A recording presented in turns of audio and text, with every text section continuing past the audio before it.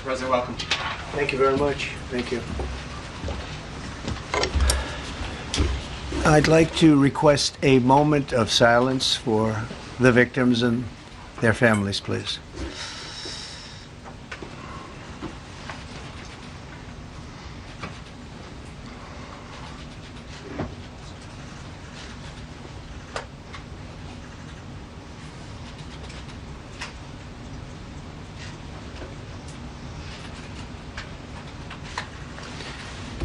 Thank you very much.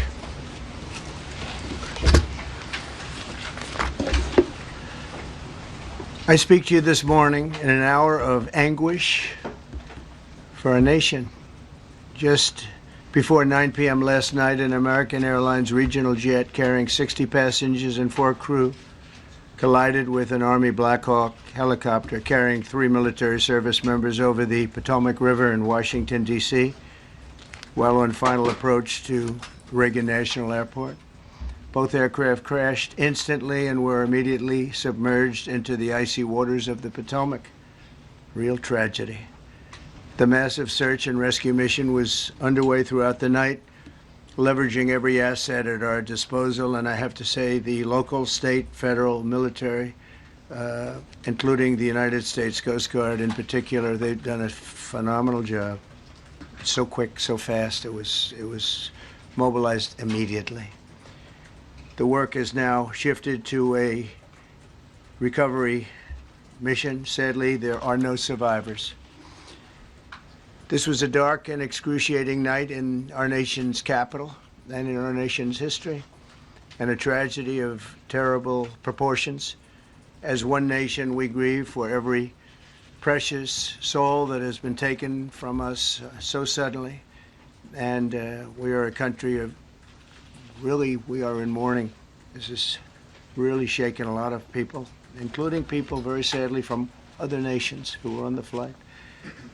For the family members back in Wichita, Kansas, here in Washington, D.C., and throughout the United States and in Russia, we have a Russia contingent, some very talented people. Unfortunately, were on that plane. Very, very, very sorry about that. Whose loved ones were aboard the passenger jet.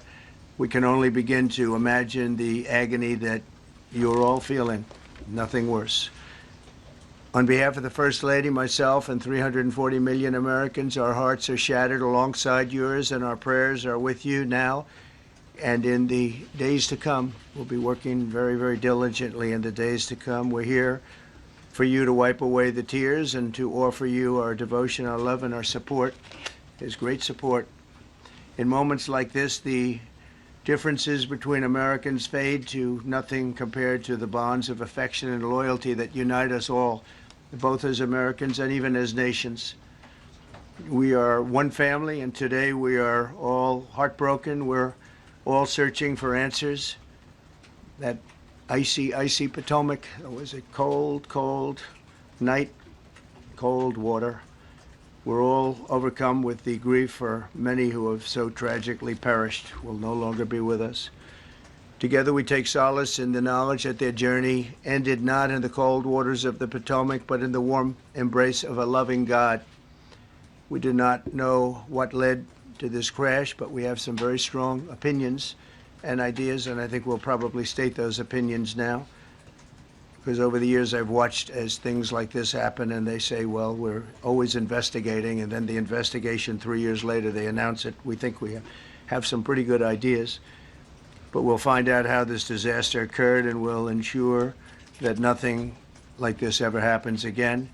The FAA and the NTSB and the U.S. military will be carrying out a systematic and comprehensive investigation. Our new Secretary of Transportation, Sean Duffy, his second day on the job when that happened. It's a rough one. We'll be working tirelessly. He's a great gentleman. The whole group these are great people, and they are working tirelessly to figure out exactly what happened. We will state certain opinions, however. I'm also immediately appointing an acting commissioner to the FAA, Christopher Rocheleau, a 22-year veteran of the agency, highly respected. Christopher, thank you very much. Appreciate it. We must have only the highest standards for those who work in our aviation system. I changed the Obama standards from very mediocre at best to extraordinary. You remember that. Only the highest aptitude, they have to be the highest intellect and psychologically superior people were allowed to qualify for air traffic controllers. That was not so prior to getting there. When I arrived in 2016, I made that change very early on because I always felt this was a job that, and other jobs too, we didn't really have that, and we had it. And then when I left office and Biden took over, he changed them back to lower than ever before. I put safety first. Obama, Biden, and the Democrats put policy first. And they put politics at a level that nobody's ever seen, because this was the lowest level. Their policy was horrible, and their politics was even worse. So as you know, last week, long before the crash, I signed an executive order restoring our highest standards for air traffic controllers and other important jobs throughout the country. So it was very interesting. About a week ago, almost upon entering office, I signed something last week that was an executive order, very powerful, on restoring the highest standards of air traffic controllers, by the way. Then my administration will set the highest possible bar for aviation safety. We have to have our smartest people. It doesn't matter what they look like, how they speak, who they are. It matters intellect, talent, the word talent. They have to be talented, naturally talented geniuses. You can't have regular people doing that job. They won't be able to do it. But we'll restore faith in American air travel. I'll have more to say about that. I do want to point out that various articles that appeared prior to my entering office, and here's one.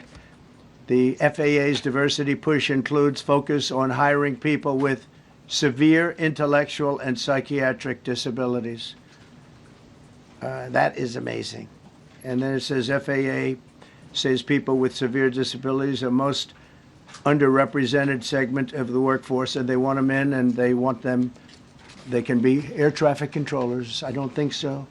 This was in January 14th, so that was a week before I entered office. They put a big push to put diversity into the FAA's program. Then another article, the Federal Aviation Administration, this was before I got to office, recently, second term. The FAA is actively recruiting workers who suffer severe intellectual disabilities, psychiatric problems, and other mental and physical conditions under a diversity and inclusion hiring initiative spelled out on the agency's website. Can you imagine? These are people that are, I mean, actually, their lives are shortened because of the stress that they have. Brilliant people have to be in those positions, and their lives are actually shortened, very substantially shortened, because of the stress, where you have many, many planes coming into one target, and you need a very special talent and a very special genius to be able to do it. Targeted disabilities are those disabilities that the federal government, as a matter of policy, has identified for special emphasis in recruitment and hiring. The FAA's website states they include hearing, vision, missing extremities, partial paralysis, complete paralysis, epilepsy, severe intellectual disability, psychiatric disability, and dwarfism all qualify for the position of a controller of airplanes pouring into our country, pouring into a little spot, a little dot on the map, a little runway. The initiative is part of the FAA's diversity and inclusion hiring plan. Think of that. The initiative is part of the FAA's diversity and inclusion hiring plan, which says diversity is integral to achieving FAA's mission of ensuring safe and efficient travel. I don't think so. I think it's just the opposite. The FAA website shows that the agency's guidance on diversity hiring were last updated on March 23rd of 22. They wanted to make it even more so. And then I came in, and I assume maybe this is the reason. The FAA, which is overseen by Secretary Pete Buttigieg, a real winner. That guy's a real winner. Do you know how badly everything's run since he's run this Department of Transportation? He's a disaster. He was a disaster as a mayor. He ran his city into the ground, and he's a disaster now. He's just got a good line of bullshit. The Department of Transportation, his government agency charged with regulating civil aviation. Well, he runs it, 45,000 people, and he's run it right into the ground with his diversity. So I had to say that it's terrible. Then it's a group within the FAA, another story, determined that the workforce was too white, that they had concerted efforts to get the administration to change that and to change it immediately. This was in the Obama administration just prior to my getting there. And we took care of African Americans, Hispanic Americans. We took care of everybody at levels that nobody's ever seen before. It's one of the reasons I won. But they actually came out with a directive, too white. And we want the people that are competent. But now we mourn and we pray, and would like to ask all Americans to join me in a moment of silence as we ask God to watch over those who have lost their lives and bring comfort to the loved ones. And I just want to say God bless everyone in this room. This has been a terrible, very short period of time. We'll get to the bottom of it. So we all saw the same thing. We've seen it many times. I've had the honor of hearing tapes. Tapes are scary, very scary tapes. You had a airliner coming in, American Airlines. He was doing everything right. He was on track. He was the same track as everybody else. They came in. It's probably the same track as they've had for 25 years or more. He's coming in the path. And for some reason, he had a helicopter that was at the same height, obviously when they hit, but pretty much the same height, and going at an angle that was unbelievably bad. When the air traffic controller said, "Do you see?" He was talking about, "Do you see him?" But there was very little time left when that was stated. And then also he said, "Follow him in." And then almost immediately after that, seconds after that, there was the crash that took place. Well, you follow him in, that means like everything's fine. Follow him in.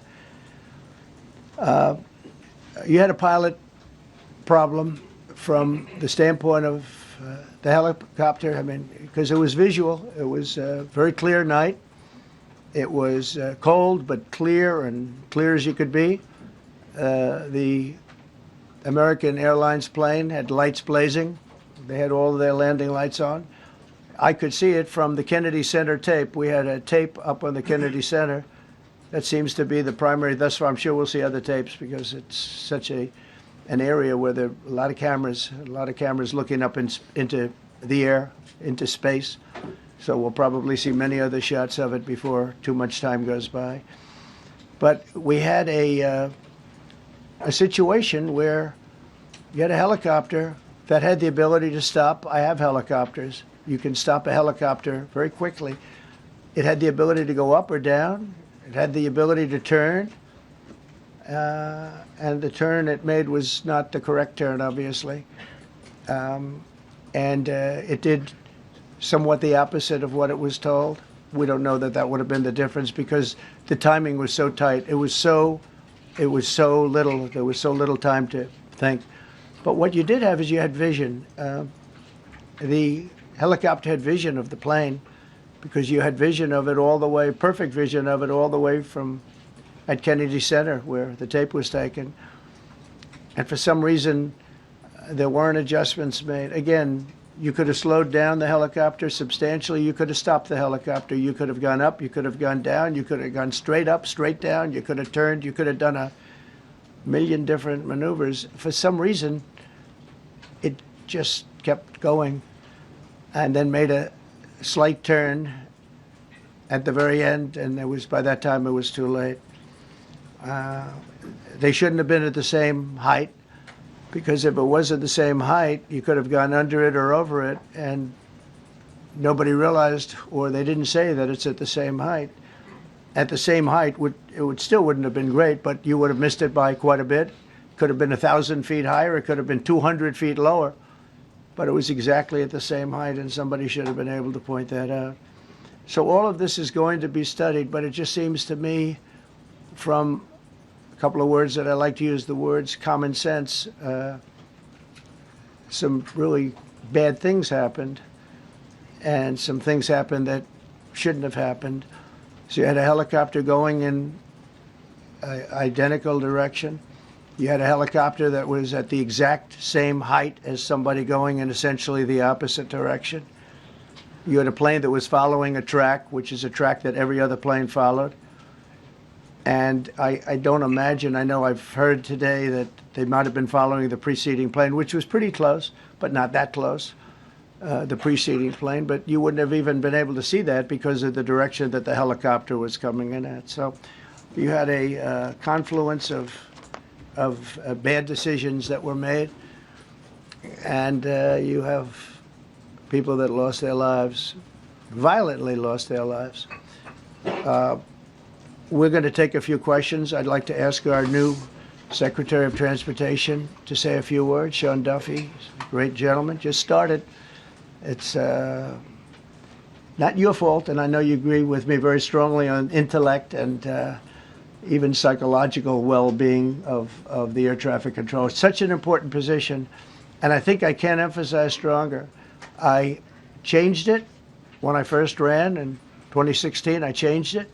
We had the highest standard that you could have, and then they changed it back. That was Biden, to a standard I read it to you. That was from one of your papers. One of the people in this room actually wrote that. And then I changed it back a few days ago. And unfortunately, that was, we'll see. We don't know that necessarily it's even the controller's fault. But one thing we do know, there was a lot of vision, and people should have been able to see that, at what point do you stop? At what point do you say, wow, that plane's getting a little bit close? So this is a tragedy that should not have happened. Please, sir. Thank you, Mr. President. And I would just note the President's leadership has been remarkable during this crisis. We've had a whole of government response, local, state, federal. And when you see that kind of cooperation, it begins with the leadership in this body. So thank you for that, Mr. President. You make our jobs a lot easier. You made an important point that when we deal with safety, we can only accept the best and the brightest in positions of safety that impact the lives of our loved ones, our family members. And I think you make a really important point on that, Mr. President. That is the motto of your presidency, the best and the brightest, the most intelligent coming into these spaces. I want to take a moment and extend my condolences to the families of the loved ones. We commit to them that we are going to get to the bottom of this investigation, not in 3 years, not in 4 years, but as quickly as possible, with the NTSB, who is here today, as well as the FAA. What happened yesterday shouldn't have happened. It should not have happened. And when Americans take off in airplanes, they should expect to land at their destination. That didn't happen yesterday. That's not acceptable. And so we will not accept excuses. We will not accept passing the buck. We are going to take responsibility at the Department of Transportation and the FAA to make sure we have the reforms that have been dictated by President Trump in place to make sure that these mistakes do not happen again. And again, I want to thank you for your leadership, Mr. President, and I appreciate the confidence you placed in me. Thank you. Pete, would you like to say something? Well, thank you, Mr. President. Again, I want to echo what the Transportation Secretary said about your leadership. From the moment we found out about this, we were in contact with the White House trying to determine exactly what happened. I would echo it as well. No excuses. We're going to get to the bottom of this. we first and foremost from the Defense Department want to pass our condolences to the 64 souls and their families that were affected by this. Never should happen. And certainly the 3 service members, the 3 soldiers, a young captain, staff sergeant, and CW2, Chief Warrant Officer, on a routine annual retraining of night flights on a standard corridor for a continuity of government mission. The military does dangerous things, it does routine things on the regular basis. Tragically, last night, a mistake was made, and I think the President is right. There was some sort of an elevation issue that we have immediately begun investigating at the DoD and Army level. Army CID is on the ground investigating. Top-tier aviation assets inside the DoD are investigating, sir, to get to the bottom of it so that it does not happen again, because it's absolutely unacceptable. But I want to echo what the Transportation Secretary and you, Mr. President, said, because it pertains to the DoD as well. We will have the best and brightest in every position possible. As you said in your inaugural, it is colorblind and merit-based. The best leaders possible, whether it's flying Black Hawks and flying airplanes, leading platoons, or in government. The era of DEI is gone at the Defense Department, and we need the best and brightest, whether it's in our air traffic control, or whether it's in our generals, or whether it's throughout government. So thank you for your leadership and courage on that, sir, and we'll stand by you on it. Thank you. Very much. JD, please. Well, thank you, Mr. President, for your leadership. I just want to reemphasize something the President said, and you've heard from the Secretary of Transportation and of Defense. There really was a whole of government response. We were all on the phone. We were all communicating yesterday, trying to get to the bottom of this immediately, but also try to communicate with the American people about what happened. Something the President said that I think bears reemphasizing, which is that when you don't have the best standards in who you're hiring, it means, on the one hand, you're not getting the best people in government, but on the other hand, it puts stresses on the people who are already there. And I think that is a core part of what President Trump is going to bring and has already brought to Washington, D.C., is we want to hire the best people because we want the best people at air traffic control, and we want to make sure we have enough people at air traffic control who are actually competent to do the job. If you go back to just some of the headlines over the past 10 years, you have many hundreds of people suing the government because they would like to be air traffic controllers, but they were turned away because of the color of their skin. That policy ends under Donald Trump's leadership because safety is the first priority of our aviation industry. Thank you, Mr. President. Mr. President, on DEI and the claims that you've made, are you saying this crash was somehow caused and the result of diversity hiring? And what evidence have you seen to support these claims? It just could have been. We have a high standard. We've had a much higher standard than anybody else. And there are things where you have to go by brain power, you have to go by psychological quality. And psychological quality is a very important element of it. These are various very powerful tests that we put to use, and they were terminated by Biden.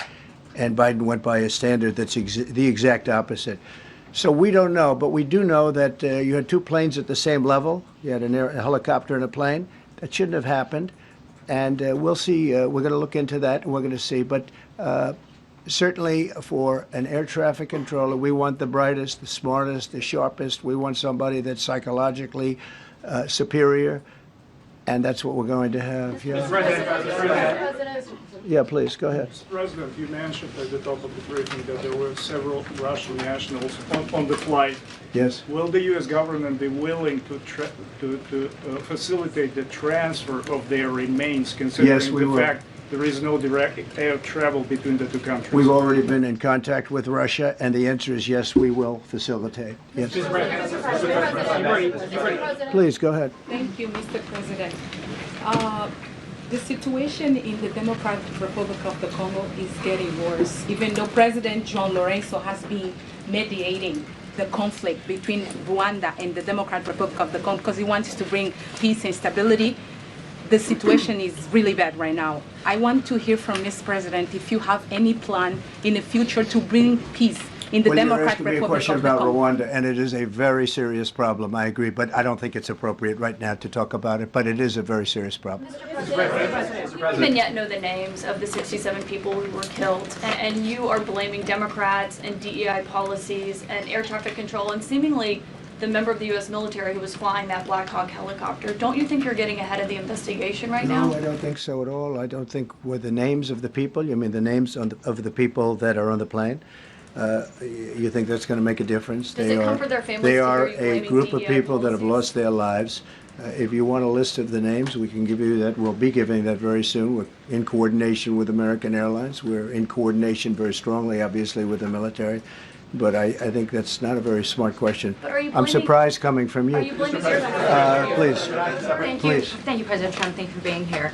Based on your analysis so far, do you have a sense of who is at fault, if it was the plane, the helicopter, air traffic control, and can you assure people that it is safe to fly in and out of D.C.? Well, I've given you the analysis, and the analysis was, it was based on vision.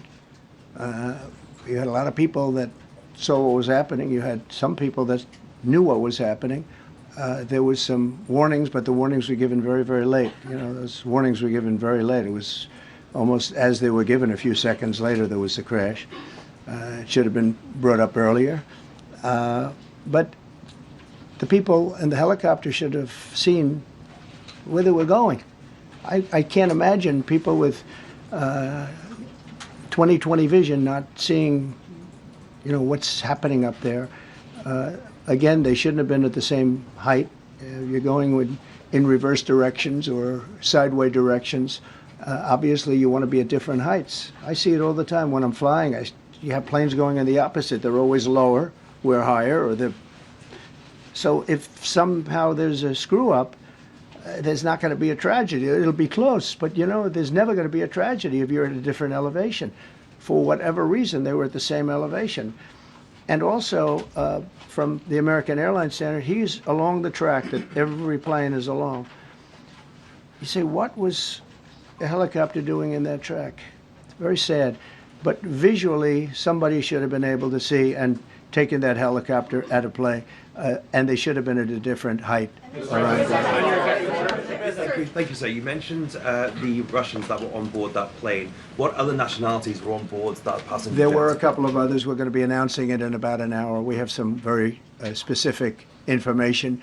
We're calling the countries. We've spoken to most of them, but there were some other countries represented. Mr. President, spoken to President Putin? I have not, no. Mr. President, on your executive Not about this. on your executive order, you've already issued an executive order you say will restore aviation safety. Right. This crash happened after that. Was the executive order successful, and what more needs to change to keep people safe? Well, you know, we issued it 3 days ago, and we're in the process of making those changes. This is something that should have been done a long time ago. Actually, my original order should have never been changed, and I think maybe you wouldn't have had this problem. Maybe. Yeah, please, go Yes, ahead. thank you. We see like everyday life that very often those diversity hires cause sometimes issues, as you just mentioned. So what plan do you have? Are we going to see some fire? Are you going to fire some of those diversity hire in the federal government? What's plan do you have? I would say the answer is yes. If we find that people aren't mentally competent, you see the language. The language is put out by them. And if you see that, I'm not going to bore you by reading it again, but these are not people that should be doing this particular job. They'd be very good for certain jobs, but not people that should be doing this particular job. Mr. President, you have today blamed the diversity elements, but then told us that you weren't sure that the controllers made any mistake. You then said perhaps the helicopter pilots were the ones who made the mistake. It's all under investigation. I understand that. That's why I'm trying to figure out how you can come to the conclusion right now that diversity had something to do with this crash. Because I have common sense, okay? And unfortunately, a lot of people don't. We want brilliant people doing this. This is a major chess game at the highest level. When you have 60 planes coming in during a short period of time, and they're all coming in different directions, and you're dealing with very high-level computer work and very complex computers. And one of the other things I will tell you is that the systems that were built, I was going to rebuild the entire system, and then we had an election that didn't turn out the way it should have. But they didn't build the systems properly. They spent a lot of money renovating a system, spending much more money than they would have spent if they bought a new system for air traffic controllers, meaning the computerized systems. There are certain companies that do a very good job. They didn't use those companies. They used companies that should not have been doing it. No, I think it's very important to understand that for some jobs, and not only this, but air traffic controllers, they have to be at the highest level of genius. Okay. I want to ask you about the ice skaters in a moment because the U.S. ice skating community was affected. But first, if I can, the cited FAA text that you read is real. But the implication that this policy is new or that it stems from efforts that began under President Biden or the Transportation Secretary Pete Buttigieg is demonstrably false. It's been on the FAA's Who said website. that, you? No, it's on the website, the FAA's website. It was there in 2013. It was there for the Take a look entirety. at what I read. It was there for the entirety of your administration Nice and too. easy. So my question is, why didn't you change the policy during your first I administration? did change it. I changed the Obama policy, and we had a very good policy. And then Biden came in, and he changed it. And then when I came in 3 days ago, I signed a new order bringing it to the highest level of intelligence. Okay. It was on the website. Please. Quiet, quiet. Thank you, Mr. Welcome President. back to the, I'm sorry. You mentioned that a vision was probably the problem that was at issue in this crash. There's been some reports that one of the pilots in the helicopter may have been using night vision equipment. Was there any I heard indication? that. We don't know. We're going to know that pretty soon. It may change your view plane if you do have the night vision. So it's very possible that could have happened. That would be maybe a reason why you wouldn't actually see as well as on a clear night. You can see sometimes better without it. Have a couple of more. Mr. President, is it helpful to have your Secretary of Transportation confirmed, and does this intensify your interest in getting other nominees confirmed quickly? Go to what? Is it helpful to have your Secretary of Transportation confirmed, and does this intensify your interest in getting other nominees confirmed quickly as well? Well, sure. We want fast confirmations. And the Democrats, as you know, are doing everything they can to delay them. They've taken too long. We're struggling to get very good people that everybody knows are going to be confirmed, but we're struggling to get them out faster. We want them out faster. It's a good question, actually. We've been pushing Sean. Everyone knows Sean for a long time. He got many, many Democrat votes, but they want to take as long as they can. They ask questions like some of the questions that Peter would ask that were totally irrelevant and not very good questions, but they want to just keep it going. They want to keep it going as long as possible. I was very honored, actually, that you got so many Democrat votes. That was really good. That was really good. When I apply to meet with the families, and second question, is it your impression that military training was done during that time? The what? The training that the helicopter was involved in. Is it anything you can tell us about You that? don't know. These are the things that will come up with the investigation. You don't know. But the helicopter obviously was in the wrong place at the wrong time, and a tragedy occurred. Please. I've got a question about the... No, go ahead, please. Thank you, Mr. President. You've been critical of the current regulations, and you've called for big reforms at FAA. I'm curious, sir, I made the reforms, actually. What is your message? 3 days ago, I made them. Yes, sir. What is your message then to the American public in the weeks and months ahead? Should they feel hesitant to fly? And if you could clarify perhaps something that the Defense Secretary said when he said that this helicopter was on a continuity of government mission? I don't know what that refers to, but they were practicing. They do that. They call it practicing, and they were, and that's something that should be done. It's only continuity in the sense that we want to have very good people, and that has to be in continuity, and that's what they refer to. But it was basically practice, and it was a practice that worked out very, very badly. Okay.